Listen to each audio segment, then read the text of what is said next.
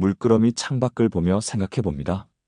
내가 사랑했던 사람, 평생을 함께 걸어온 배우자가 나 아닌 누군가를 바라보고 있다면 그 진실을 알게 된 순간 가장 먼저 드는 감정은 무엇일까요? 분노일까요? 허탈함일까요? 아니면 믿음이 깨진 상실감일까요? 이런 두려움은 그저 영화 속 이야기라고만 여기기 쉽습니다. 하지만 놀랍게도 지금 이 순간에도 누군가의 남편이, 누군가의 아내가 다른 사람과의 은밀한 만남을 이어가고 있습니다. 그리고 여러분이 가장 두려워하는 그 일이 바로 오늘 여러분 곁에서 일어날 수도 있다는 사실, 무섭지 않으신가요? 그렇다면 질문을 하나 던져보겠습니다. 불륜, 외도라는 단어를 들으면 가장 먼저 어떤 장소가 떠오르시나요? 아마 10명 중 7명은 등산 모임을 떠올릴 것입니다. 산속에서 모자를 눌러 쓴 남자, 스틱을 짚고 씩씩하게 오르는 여자, 그리고 내려와 막걸리 한잔하며 서로 눈빛을 주고받는 모습. 언론과 사회에서 수없이 재생산된 이미지이기도 하지요. 하지만 최근 제가 직접 상담하고 대화를 나눈 60대 이상 남성 5명에게 물었습니다. 선생님, 불륜을 어디서 시작하셨습니까? 그들이 꺼낸 이야기를 듣고 저는 척잔히 놀랐습니다. 왜냐하면 우리가 흔히 알고 있는 산악회, 등산 모임이 아니었기 때문입니다.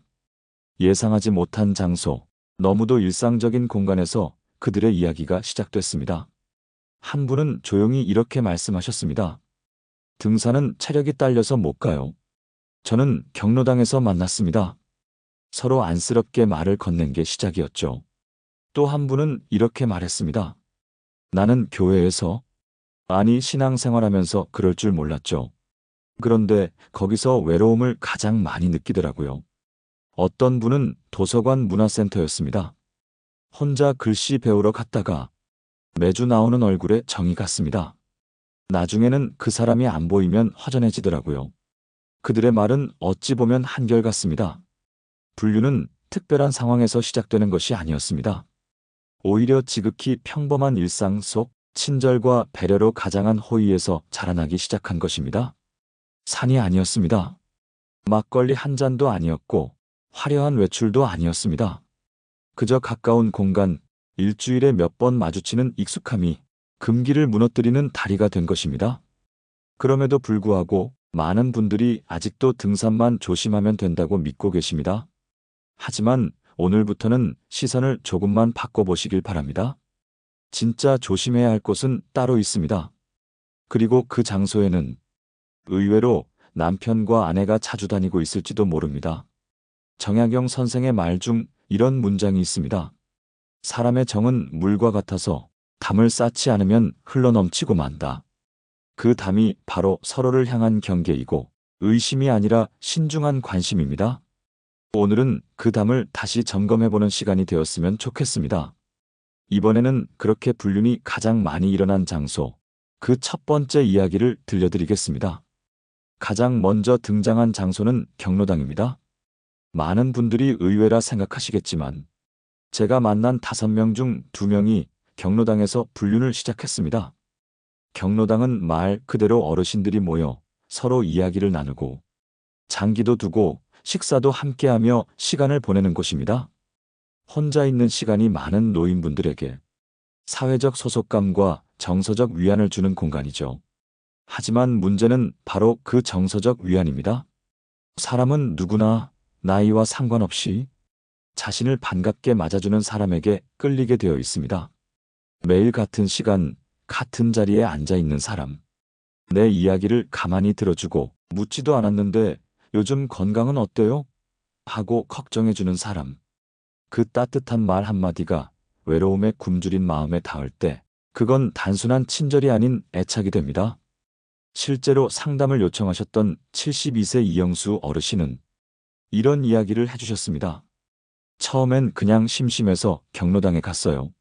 근데 항상 구석에 앉아있던 윤 여사가 나를 보고 웃으면서 오늘도 오셨네요 하는데 그 말이 자꾸 생각이 나는 거예요. 집에서는 그런 말을 들어본 적이 없거든요. 그분의 부인은 평생 가정을 돌본 분이었습니다. 반찬하고 빨래하고 자식 키우느라 자기 감정은 뒤로 밀고 살아오신 분이었죠. 그분은 결코 남편에게 무심한 분이 아니었습니다. 다만 표현하지 못했던 것뿐입니다. 하지만 윤 여사는 그걸 알고 있었습니다. 말 한마디, 눈빛 하나에 관심이 담겨 있었고, 그게 가정에서 받지 못한 따뜻함으로 느껴졌다고 했습니다. 이영수 어르신은 내가 누군가에게 소중한 존재라는 느낌을 받으니 삶이 다시 생기는 것 같았다고 말했습니다. 여러분, 이 말이 무엇을 뜻하는지 아시겠습니까? 불륜은 욕망이 아니라 오히려 인정받고 싶은 마음, 사람 대접받고 싶은 감정에서 시작된다는 겁니다. 경로당은 단순한 여가 공간이 아닙니다. 그 안에는 외로움, 상실, 인정욕구 같은 복잡한 감정이 서로 뒤엉켜 흐르고 있습니다. 여기서 한 가지 꼭 짚고 넘어가야 할 게 있습니다. 남편이 경로당에 간다고 했을 때 가서 장기나 두세요 하고 보내기만 하지 마시고 오늘은 누구랑 같이 있었어요? 재미있었어요? 하고 물어보세요. 의심이 아니라 관심입니다. 불륜을 막는 가장 강력한 방법은 감시가 아니라 관심이라는 것을 여러분 꼭 기억해 주시기 바랍니다. 경로당은 만남의 시작이 되기 너무나도 쉬운 곳입니다. 일상이 흐르는 그 자리에서 누군가는 외로움을 견디다 못해 그 틈으로 빠져들고 있습니다. 우리가 그 틈을 이해하고 단단히 채워주지 않는다면 그 틈은 결국 믿음의 균열로 이어지게 됩니다. 이번에는 두 번째 장소로 넘어가 보겠습니다. 또 하나의 놀라운 장소, 이곳도 분명 여러분 가까이에 있을 겁니다. 두 번째 장소는 바로 노래교실입니다. 노래교실이요? 하고 의아해하신 분들 많으실 겁니다. 하지만 제가 상담했던 5명의 어르신 중 무려 2명이 이 노래교실에서 마음을 뺏겼습니다. 그 이유는 무엇일까요? 단순히 노래를 배우고 부르는 공간이라서일까요? 아닙니다. 노래교실의 특징은 감정을 표출하는 공간이라는 겁니다. 이게 아주 중요한 포인트입니다. 평생 동안 감정을 누르고 살아온 이들이 마이크를 잡고 노래 한 곡을 부르며 속에 담아둔 슬픔, 외로움, 억울함을 모두 밖으로 토해낼 수 있게 됩니다. 그때 생기는 해방감과 그 모습을 바라보며 함께 눈물 찢는 사람들 사이엔 묘한 유대감이 형성됩니다. 그리고 그 감정의 고리가 어느 순간 마음의 고리로 바뀌는 데엔 그리 오랜 시간이 걸리지 않습니다. 실제로 68세 박상호 어르신은 이렇게 말했습니다. 처음엔 그냥 목 푸는 재미로 갔는데 어느 날 한 여자가 나보고 노래를 참 잘한다고 했어요. 그 말이 그렇게 고맙더라고요. 집에서는 칭찬이란 걸 들어본 지 오래됐거든요. 박 어르신은 그 후 매주 같은 요일 같은 시간에 그 여성이 앉는 자리를 먼저 찾게 되었고 노래 한 곡 부르고 난 뒤 오늘도 참 멋졌어요라는 그 한마디에 삶의 무게가 조금 가벼워졌다고 했습니다. 여러분, 여기서 중요한 건 그 남성이 처음부터 바람을 피울 의도가 있었던 게 아닙니다. 오히려 그 공간에서 받은 위로, 공감, 그리고 존재로서의 인정이 그를 다시 살게 만든 동시에 가정과 멀어지게 만든 것입니다. 누군가에게 이해받고 있다는 느낌, 자신의 존재를 있는 그대로 받아들여주는 누군가. 이런 감정은 노년기엔 더욱 강력한 위력을 발휘합니다. 집에서는 늘 잔소리와 무관심, 혹은 말없는 공기가 흐르는데 밖에서는 멋지다, 잘한다, 다음 주에도 또 봐요 하는 따뜻한 말이 쏟아진다면 과연 누구라도 흔들리지 않을 수 있을까요? 여러분, 중요한 것은 이것입니다. 남편이 노래교실에 간다고 했을 때 그걸 무작정 막을 것이 아니라 함께 가보는 것도 하나의 방법입니다. 또는 집에서도 음악을 틀고 서로 노래를 나눌 수 있다면 더 좋습니다. 표현과 감정은 외부에서만 찾지 않아도 됩니다. 집안에서도 얼마든지 따뜻한 말 한마디, 잘 불렀다는 박수 한 번, 오늘은 당신 노래를 듣고 싶다는 그 말 한 줄이 한 사람의 마음을 지키는 방패가 될 수 있습니다. 노래교실이라는 작은 공간, 그곳은 어쩌면 우리 부부의 감정이 멈춘 틈을 누군가가 채워넣는 출발점이 될 수도 있습니다. 다음으로 마지막 세 번째 장소에 대해 이야기해 보겠습니다. 이곳은 여러분이 생각보다 더 가까이 있고 무심코 지나치기 쉬운 장소입니다. 세 번째 장소는 바로 평생교육센터, 다시 말해 문화센터입니다. 어르신들이 배운다는 건 젊어지는 기분이다 하시며 찾아가는 이곳. 그런데 그 배우는 시간 속에서 누군가와 마음도 함께 배우고 있다는 걸 아는 분은 많지 않습니다. 제가 상담했던 74세의 여성 한 분은 이렇게 말씀하셨습니다. 처음엔 단순히 도자기 만드는 취미반에 들어갔어요. 혼자 집에 있으면 우울하니까요. 근데 어느 날 옆자리에 앉은 남자분이 조심스레 도자기 유약 바르는 법을 알려주셨어요. 그 손이 참 따뜻했어요. 이런 말 들으면 당혹스러우시겠지만 사실입니다. 평생교육센터에서는 대부분 두 사람이 협업하거나 서로의 작품을 봐주고 조언하는 과정이 많습니다. 그 과정에서 상대의 따뜻함, 친절함, 배려를 통해 서서히 마음이 녹기 시작하는 거죠. 특히 혼자 살아온 시간이 길수록 혹은 부부 사이의 교류가 거의 끊어진 채로 사는 경우일수록 이런 따스한 인간관계는 더 강력하게 다가옵니다. 또 하나, 문화센터의 특징은 익명성입니다. 집에서는 누구의 남편, 누구의 아내로 살아가지만 문화센터에서는 개인으로 존재합니다. 이름 없이 사회적 관계에서 벗어나 오롯이 나로 존재할 수 있는 시간. 이 시간 속에서 어떤 분은 처음으로 누군가에게 사람 대 사람으로 대우받았다고 느낍니다.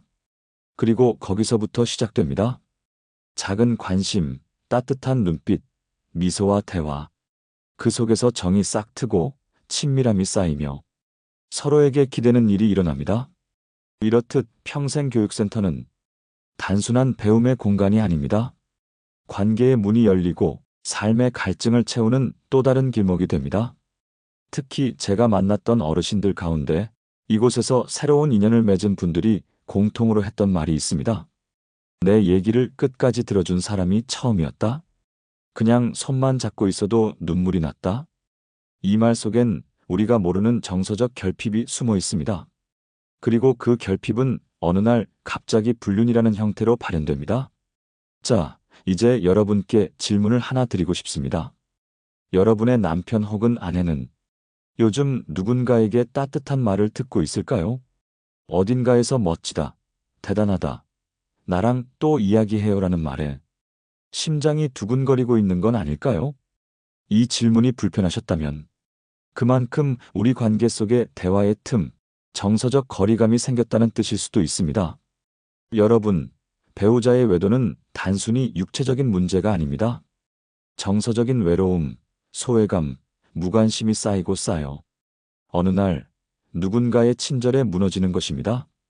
우리는 배우자의 삶을 전부 안다고 생각하지만 사실 모릅니다. 그리고 무심히 지나쳤던 작은 행동들이 어쩌면 외도의 시작이었는지도 모릅니다. 다음으로는 이 세 가지 장소가 공통으로 가지는 결정적 특징 하나를 중심으로 어떻게 사전 예방할 수 있는지에 대해 깊이 이야기 나눠보겠습니다. 자, 여러분, 등산 모임도 아니고 체육센터도 아니고 문화센터도 아니라면 이 모든 곳에서 공통적으로 흐르고 있는 가장 결정적인 외도 유발 요소는 무엇일까요? 그것은 바로 배려받는 느낌과 존중받는 감정입니다. 이제껏 살아오며 우리 부부가 서로에게 배려하고 존중해 주었던 적이 언제였는지 한번 떠올려 보세요. 상대방이 어떤 생각을 하는지, 무엇을 좋아하고 무엇을 힘들어하는지 진심으로 물어본 기억이 언제였는지 떠오르시나요? 외도를 한 60대 이상의 남성분 5분에게 제가 같은 질문을 던졌습니다. 그분과 만나면서 어떤 감정을 느끼셨나요? 그분들의 대답은 모두 비슷했습니다. 이야기를 들어줘요. 제가 하는 말을 진지하게 받아줘요. 웃어줘요. 칭찬해줘요. 참으로 단순한 말이지만 그 말들 속에 담긴 무게는 생각보다 큽니다. 누군가에게서 인정받고 사람 대 사람으로 존중받았다는 그 감정이 얼마나 사람을 흔들어 놓는지 그분들의 눈빛과 목소리에서 고스란히 전해졌습니다. 외도의 출발점은 결코 육체적인 것이 아닙니다. 그보다 훨씬 깊은 곳에 있는 정서적인 허기에서 시작됩니다. 가정에서 무시당하고 존재 자체가 투명인간처럼 여겨질 때 어느 순간부터는 집이 머무는 곳이 아니라 떠나고 싶은 공간이 되어버립니다. 그런 마음을 가진 채 어딘가에서 따뜻한 한마디를 듣게 되면 그 한마디가 평생 누군가에게 들은 말 중 가장 감동적으로 다가오기도 합니다. 예를 들어 이런 겁니다. 아버님은 손이 참 섬세하세요. 어머님은 웃는 모습이 참 예쁘시네요. 다음에도 또 같이 하면 좋겠어요. 이런 말들이 그동안 들을 기회가 없었던 분들에게는 심장을 뛰게 합니다. 그 떨림을 설렘으로 착각하게 되죠. 그래서 가장 많은 외도가 발생하는 세 장소, 그 안에 숨어있는 진짜 위험 요소는 만남의 공간이 아니라 감정의 연결입니다. 배려받는 느낌, 존중받는 말투, 진심으로 바라봐주는 시선, 그 모든 것이 외도라는 이름으로 이어지기까지 시간은 오래 걸리지 않습니다. 마음이 움직이는 데에는 그리 많은 시간이 필요하지 않기 때문입니다. 여기서 중요한 건 배우자를 감시하거나 의심하는 것이 아닙니다. 오히려 우리 스스로가 그 감정의 연결을 다시 회복하려는 노력을 해야 한다는 것이죠. 그 사람이 왜 밖에서 웃고 있는지를 따지기보다 집안에서 함께 웃을 수 있는 시간을 늘려야 합니다. 여러분, 사람은요, 불편한 진실보다 편안한 거짓을 택할 때가 많습니다. 배우자가 외도하는지 아닌지를 단순히 행동으로만 판단할 수는 없습니다. 하지만 지금 함께 있는 공간에서 서로를 향한 존중이 사라졌다면 그 순간부터 외도는 이미 마음속에서 시작되고 있는 것입니다. 이제는 묻는 것이 아니라 돌아보는 시간이 필요합니다. 우리 사이에 진심 어린 관심이 있었는지, 칭찬과 배려가 언제 마지막으로 오갔는지를, 이번에는 그렇다면 그런 외도의 씨앗을 미리 발견하고 막을 수 있는 세 가지 현실적인 방법에 대해 함께 이야기 나눠보겠습니다. 그렇다면 이제 진짜 중요한 질문 하나 드려보겠습니다. 여러분은 배우자의 외도를 어떻게 막을 수 있다고 생각하시나요? 감시해야 할까요? 매일 전화를 해야 할까요? 혹은 위치 추적기를 붙이고 뒤를 쫓아다녀야 할까요? 대부분의 분들이 처음에는 그렇게 하십니다. 핸드폰을 몰래 보거나 상대방의 가방을 뒤지고 모임에 따라 나가보기도 하죠. 하지만 그 방법은 외도를 막는 것이 아니라 오히려 더 교묘하게 숨기도록 만들 뿐입니다. 진짜 외도를 막는 방법은 의외로 단순합니다. 바로 배우자가 집안에서 감정적으로 충족되게 만드는 것입니다. 첫 번째 방법, 존재를 인정하는 말을 매일 한마디씩 건네기입니다. 여러분, 고생했어요. 그거 당신 아니면 못했을 거예요. 오늘은 당신 덕분에 마음이 참 편했어요. 이런 말들 얼마나 자주 하고 계신가요? 이 말들은 단지 칭찬이 아닙니다. 상대의 존재를 인정해주는 말입니다. 존중받는다는 감정은 무엇보다도 외도의 문을 닫게 만드는 가장 강력한 열쇠입니다. 두 번째 방법, 함께하는 시간을 의무가 아닌 선물로 바꾸기입니다. 부부가 함께 밥을 먹고 같은 공간에 있어도 정작 대화는 없고 스마트폰만 들여다보거나 TV만 바라본다면 그 시간은 함께 있는 것이 아니라 외롭게 있는 겁니다. 하루 10분이라도 좋습니다. 서로의 눈을 마주보며 이야기하는 시간, 그 시간은 정서적인 끈을 다시 단단하게 묶어주는 작은 실이 되어줍니다. 세 번째 방법, 서로의 관심사를 함께 즐기기입니다. 외도는 대체로 새로운 자극에서 시작됩니다. 새로움을 찾아가는 그 마음을 부부가 함께 만들어낼 수 있다면 굳이 바깥에서 찾을 이유가 없지요. 예를 들어 함께 취미를 배우거나 근처 산책을 하거나 간단한 요리를 함께 만들며 소소한 시간을 나누는 것, 이런 것들이 마음을 단단하게 연결해 줍니다. 그리고 한 가지 더. 여러분이 꼭 기억해야 할 사실이 있습니다. 누군가를 진심으로 의심하기 전에 먼저 그 마음을 살펴보고 그 사람이 왜 그렇게 되었는지를 이해하려는 마음이 필요하다는 점입니다. 물론 상처받은 분들에게 이런 말을 드리는 게 쉽지만은 않다는 것도 압니다. 하지만 지금의 감정이 더 큰 갈등과 되돌릴 수 없는 선택으로 번지지 않도록 하려면 우리는 먼저 조금 멈춰서 깊이 들여다봐야 합니다. 부처님께서는 이런 말씀을 하신 적이 있습니다. 사람의 마음은 물과 같아 지극히 맑게도 흐르지만 흐트러지면 탁해지고 멈추면 썩게 된다.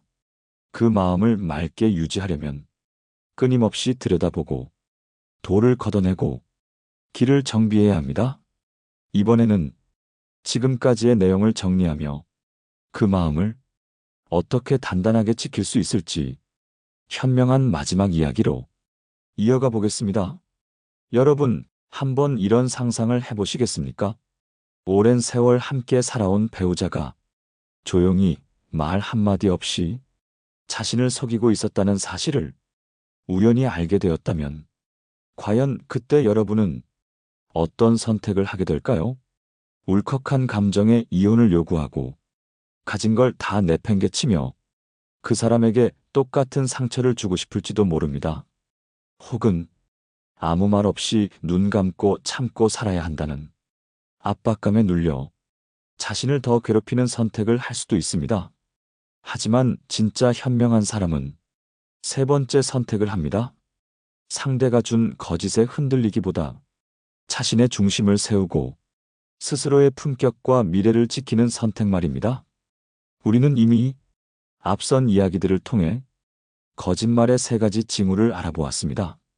말을 돌리거나 작은 질문에 예민하게 반응하고 일상이 바뀌는 것, 이런 변화가 반복된다면 그 사람을 감시하기보다 여러분 자신을 지키는 방향으로 시선을 돌려야 합니다. 그럼 어떻게 해야 나를 지키면서 상대에게는 가장 큰 경각심을 줄 수 있을까요? 첫 번째, 모른 척하지 말고 아무 말 없이 지켜보십시오. 상대가 느끼게 하십시오. 이 사람이 뭔가 눈치챈 것 같다. 내 행동이 그대로 드러나는구나. 이런 느낌을 주는 것만으로도 상대는 조심하게 됩니다. 불안은 오히려 무언의 경고가 됩니다. 두 번째, 가장 차분한 말투로 정확하게 한마디만 하십시오. 요즘 당신 많이 달라졌어요. 저도 다 느껴집니다. 그리고 더 이상 설명하지 마십시오. 그 한마디가 천마디보다 더 무겁게 다가갈 것입니다. 세 번째, 여러분 자신을 먼저 돌보십시오. 외모든, 건강이든, 마음의 여유든, 여러분이 자신을 소중히 여기고 당당하게 살기 시작하면 상대는 위축됩니다. 잘못한 사람이 미안한 기색도 없이 버티는 건 상대가 여러분을 하찮게 여기고 있기 때문입니다. 하지만 여러분이 당당해지는 순간 그 사람도 자신의 행동을 다시 바라보게 됩니다. 이런 선택을 하고 살아간 여성들의 이야기, 저는 정말 많이 들어봤습니다. 한 분은 이렇게 말하셨습니다. 처음엔 눈물만 났죠. 근데 하루는 거울을 봤는데 제 얼굴이 너무 불쌍하더라고요. 그때부터 아침마다 화장을 하기 시작했어요. 모임에도 나가고 그 사람한테는 아무 말도 안 했어요. 근데 몇 달 지나니까 그 사람이 먼저 저를 보며 묻더라고요. 요즘 무슨 일 있어요? 그 말에 속으론 웃었습니다. 그때 알았어요. 내가 나를 사랑하는 게 최고의 복수라는 걸요. 그렇습니다. 가장 고귀한 복수는 나를 더 나답게 당당하게 살아가는 것입니다. 상대를 굴복시키는 것이 아니라 자신을 일으켜 세우는 길입니다.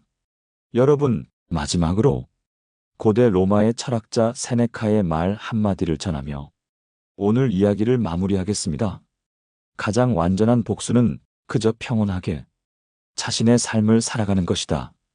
그러니 더 이상 거짓말에 흔들리지 마십시오. 진실은 시간이 지나면 언제나 드러납니다.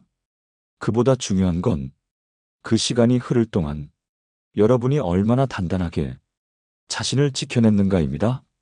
오늘 이야기가 누군가에게 위로가 되었기를 바랍니다.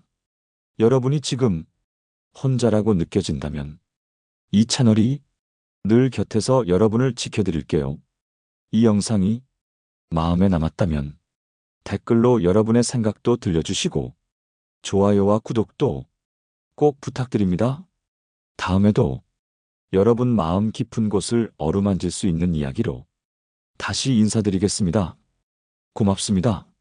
지혜의 레코드였습니다.